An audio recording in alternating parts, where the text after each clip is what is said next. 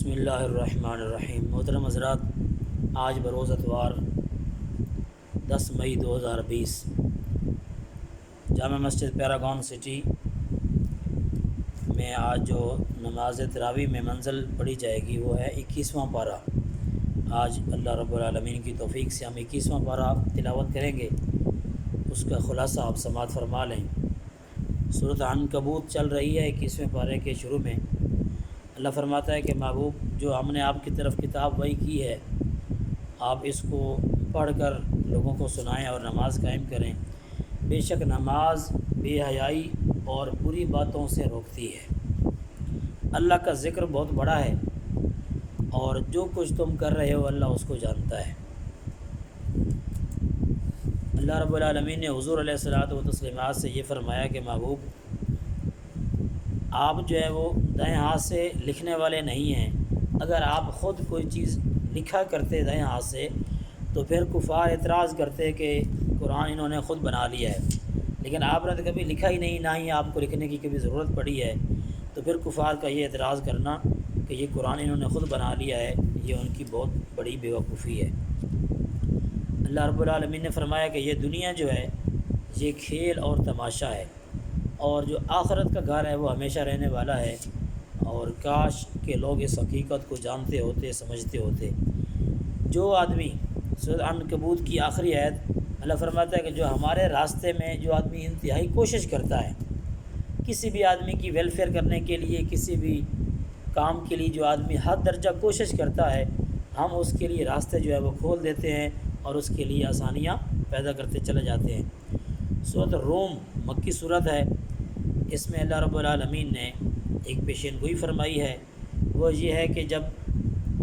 عہد رسالت میں مسلمانوں کے جو تعلقات تھے سفارتی سطح پر، وہ رومیوں کے ساتھ بہتر تھے، جبکہ کفار کے تعلقات ایرانیوں کے ساتھ بہتر تھے۔ روم اور ایران کی جنگ ہوئی جس میں ایران جیت گیا، فارس جیت گیا اور رومیوں کو شکست ہو گئی۔ تو اس وجہ سے مسلمانوں کو وہ آ کے طعنے دیا کرتے تھے کہ جو تمہارے حواری تھے، جن کو تم سپورٹ کرتے تھے، ان کو شکست ہو گئی۔ اللہ نے اس میں فتح جو ہے نا کی بشارت دی ہے کہ چند سالوں میں یہ جو رومی ہیں یہ دوبارہ کامیاب ہوں گے اور ان کو دوبارہ فتح ملے گی۔ تو 7 سال کے بعد، تقریباً 7 سال کے بعد ان کو جو ہے وہ فتح ہوئی رومیوں کو، اور قرآن کی یہ پیشین گوئی اس طریقے سے پوری ہوئی۔ اللہ نے فرمایا کہ کافرو، تم زمین میں چلو پھرو اور دیکھو کہ تم سے پہلے جو بڑے بڑے سرکش جابر گزرے ہیں ان کا انجام کیسے ہوا ہے۔ ذرا جا کر دیکھ کے ذرا اندازہ تو لگاؤ کہ ہم نے ان کے ساتھ کیا سلوک کیا ہے۔ اللہ نے اپنی نشانیوں میں سے یہ قرار دیا ہے کہ تم کو ہم نے ایک پانی کے قطرے سے پیدا کیا ہے اور پھر تمہیں ایک پورا انسان بنا دیا ہے، اور تمہاری جنس میں سے ہم نے تمہارے لیے بیویوں کو پیدا کیا ہے تاکہ تم ان سے سکون حاصل کرو، اور تمہارے درمیان ایک محبت کا رشتہ ہم نے قائم کر دیا ہے۔ یہ بھی اللہ کی نشانی ہے، یہ جو آسمان اور زمین کی پیدائش ہے، اور تمہارا جو زبان کی تبدیلی ہے، ہر انسان دوسرے انسان سے مختلف زبان بولتا ہے، اور تمہارے جو رنگوں میں اختلاف ہے، اس کے اندر بھی اللہ کی توحید کی اور اس کی قدرت کی نشانیاں ہیں۔ اسی طریقے سے یہ رات اور دن کا آنا جانا،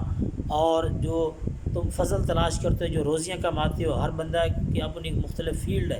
جس میں وہ روزی کما رہا ہے، اس میں بھی اللہ کی قدرت کی نشانیاں ہیں۔ اللہ رب العالمین نے سورۃ روم کے اندر یہ بھی فرمایا کہ زمین میں، خشکی میں اور تری میں جتنا بھی فساد پھیل چکا ہے، یہ انسان کے اپنے اعمال ہیں۔ انسان کے اپنے اعمال بد کی وجہ سے یہ فساد پھیلا ہوا ہے۔ اس سے آپ اندازہ لگا لیں اس آیت کو دیکھ کر کہ آج جو ایک پوری دنیا کے اندر ایک وائرس کی وجہ سے پریشانی ہے، یہ اصل میں انسان کے اپنے اعمال ہیں۔ انسان کے اپنے اعمال کی شامت ہے جو اس کے آگے آ رہی ہے۔ اس کے بعد سورۃ اللقمان ہے۔ حضرت لقمان علیہ السلام کے بارے میں مختلف اقوال ہیں۔ ایک قول یہ ہے کہ آپ اللہ کے نبی ہیں، ایک قول یہ ہے کہ آپ نبی نہیں ہیں۔ حضرت داؤد علیہ السلام کے آپ امتی ہیں اور ان کے وزیر تھے داؤد علیہ السلام۔ حضرت لقمان علیہ السلام جو تھے یہ حبشی النسل سیاہ رنگ کے تھے، اور ان کی حکمت اور دانائی اتنی زیادہ مشہور تھی جس کی وجہ سے رب العالمین نے ان کا ذکر کیا ہے حکمت اور دانائی کے طور پر۔ یہ اپنے بیٹے کو نصیحت فرماتے ہیں، اور وہ بڑی عام نصیحت ہے، بیٹے کو فرماتے ہیں کہ بیٹا شرک کبھی نہیں کرنا، شرک بہت بڑا ظلم ہے، والدین کے ساتھ حسن سلوک کرنا ہے، کہ کس طرح تمہاری ماں نے 9 ماہ جو ہے تمہیں پیٹ میں اٹھائے رکھا، تکلیف برداشت کی، تو ماں کی عزت کرنی ہے، احترام بجا لانا ہے۔ اسی طریقے سے کہا کہ اگر تو ایک ذرے کے برابر بھی عمل کرے تو وہ چھپ نہیں سکتا، قیامت کے دن وہ بھی آئے گا، تم نے اچھا برا کام کیا ہے یا برا کام کیا، وہ قیامت کے دن وہ ایک ذرے کے برابر کام بھی اللہ کی بارگاہ میں پیش ہوگا، تمہیں دکھایا جائے گا۔ اے بیٹے نماز قائم کر، اچھی بات کا حکم دے، بری بات سے منع کر، اور جو تکلیف پہنچے اس پہ صبر کر، شکوہ نہ کر، صبر کے ساتھ رہو، یہ بہت ہمت والے کاموں میں سے ہے۔ اور اپنے گال پھلا کے نہ رکھ، مراد یہ ہے کہ تکبر نہ کر، لوگوں کے ساتھ خندہ پیشانی سے پیش آ، محبت اور پیار کے ساتھ، زمین میں اکڑ اکڑ کے نہ چل، یہ اللہ کو پسند نہیں ہے زمین پر اکڑ کے چلنے والے۔ اور جب بات کرو تو دھیمے لہجے میں بات کرو، چیخ چیخ کے بات نہ کرو، کیونکہ سب سے بری آواز جو ہے وہ گدھے کی آواز ہے، کہ وہ چیخ چیخ کے جو ہے وہ ہینگتا ہے۔ اسی طریقے سے اللہ رب العالمین نے اس سورۃ اللقمان میں ہی فرمایا کہ اگر دنیا کے تمام درخت جو کلمے بن جائیں، اور سارے سمندر جو ہیں وہ سیاہی بن جائیں، اور اللہ کی تعریف لکھنے کے لیے تمام مخلوقات جمع ہو جائے، تو یہ درختوں کی کلمیں ختم ہو جائیں، سمندروں کی سیاہی ختم ہو جائے، مگر اللہ کی تعریف ختم نہیں ہو سکتی۔ وہ ایسا بادشاہ ہے، وہ ایسا شہنشاہ حقیقی ہے۔ اے لوگو اللہ سے ڈرو، اپنے رب سے ڈرو، اور اس دن سے ڈرو جس دن والد اپنی اولاد کے کام نہیں آئے گا، بیٹا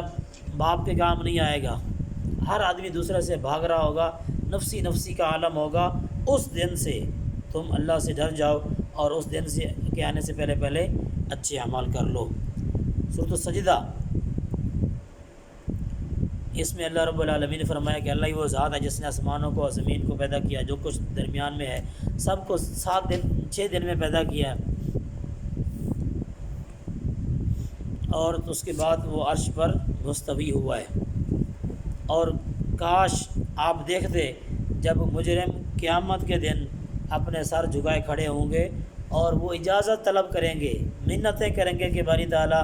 اب ہم نے دیکھ بھی لیا، سن بھی لیا، ہمیں یقین آ گیا، اب ہمیں ایک بار دنیا کی طرح واپس بھیج، اب ہم جو ہے نا بڑے اچھے اعمال کریں گے اور یقین والے ہوں گے۔ لیکن ان کو یہ مہلت نہیں دی جائے گی۔ اللہ نے فرمایا کہ جب جنتی جنت میں جائیں گے تو ان کو بتایا جائے گا کہ تم اس وجہ سے جنت میں آئے ہو کہ تمہارے پہلو بستروں سے جدا ہوتے تھے جب دیگر لوگ سو رہے ہوتے تھے، تم صبح اٹھ کر جب تمام چرند پرند انسان سب سوئے ہوتے تھے تو اللہ کے چند بندے اٹھ کر صبح کے وقت وہ اللہ کے حضور نماز پڑھتے تھے، روزے رکھنے کی تیاری کرتے تھے، اور توبہ استغفار کرتے تھے، تہجد کی نماز پڑھتے تھے، تو ان کو انعام دیا جائے گا۔ سورۃ الاحزاب، حزب کی جمع احزاب ہے، یہ غزوہ خندق جس کو غزوہ احزاب کہتے ہیں، اس کے پس منظر میں یہ آیات نازل ہوئی۔ اللہ رب العالمین نے فرمایا کہ کسی بھی انسان کے دل میں جو ہے نا وہ سینے کے اندر 2 دل نہیں ہو سکتے، دل ہر انسان کے سینے میں ایک ہی ہے۔ یہ اصل میں استعارہ ہے، تشبیہ ہے، کہ ایک دل کے اندر ایمان اور کفر، یا ایمان اور منافقت جمع نہیں ہو سکتی، یا ایمان ہوگا یا منافقت ہوگی، 2 چیزیں ایک سینے میں جمع نہیں ہو سکتی۔ غزوہ احزاب کے وہ واقعات بیان کیے گئے ہیں کہ اللہ کی اس نعمت کو یاد کرو جو اللہ نے تمہارے اوپر کی، کہ جب لشکر تمہارے اوپر اکٹھے آ گئے تھے اور اللہ نے ایک تیز ٹھنڈی ہوا چلائی جس نے ان لشکروں کو تتر بتر کر دیا، اور اس غم کی وجہ سے صحابہ کرام کے جو دل تھے وہ منہ کو آ رہے تھے، اتنا غم تھا، اتنی پریشانی تھی، مدینہ کا ڈیفنس جو تھا وہ خطرے میں تھا، تو اللہ رب العالمین نے مدد کی، تیز ہوا چلائی جس سے ان کے خیمے اکھڑ گئے، اور کفار جو تھے مشرکین وہ واپس پلٹنے پہ مجبور ہو گئے۔ اسی صورت میں اللہ رب العالمین نے فرمایا کہ بے شک رسول اللہ صلی اللہ علیہ وآلہ وسلم کی حیات طیبہ میں، آپ کی زندگی میں تمہارے لیے بہترین نمونہ موجود ہے۔ کوئی امیر ہے، کوئی غریب ہے، کوئی بادشاہ ہے، کوئی فقیر ہے، دنیا کی کسی فیلڈ میں ہے، اس کے لیے حضور علیہ الصلوۃ والتسلیمات کی سیرت میں پورا نمونہ موجود ہے۔ آخر میں ازواج مطہرات سے اللہ رب العالمین کا خطاب ہے کہ اگر تمہیں دنیا چاہیے اور دنیا کا مال چاہیے تو میرا محبوب تم کو دے دیتا ہے وہ مال اور تمہیں رخصت کر دیتا ہے۔ اور اگر تمہیں اللہ چاہیے اور تمہیں اللہ کا رسول چاہیے اور آخرت چاہیے تو پھر تمہیں جو ملا ہے اس پہ تمہیں صبر کرنا ہوگا۔ تو ازواج مطہرات کو جب یہ چوائس دی گئی تو انہوں نے اللہ اور اس کے رسول کی رفاقت کو اختیار کیا، اور وہ جو دنیا کی بات تھی، مال کی بات تھی، اس سے دستبردار ہو گئی۔ اللہ رب العالمین ہمیں کلام پاک کا فہم نصیب فرمائے اور کلام پاک کی رحمت برکت ہم سب کو نصیب فرمائے۔ وآخر دعوانا ان الحمد للہ رب العالمین۔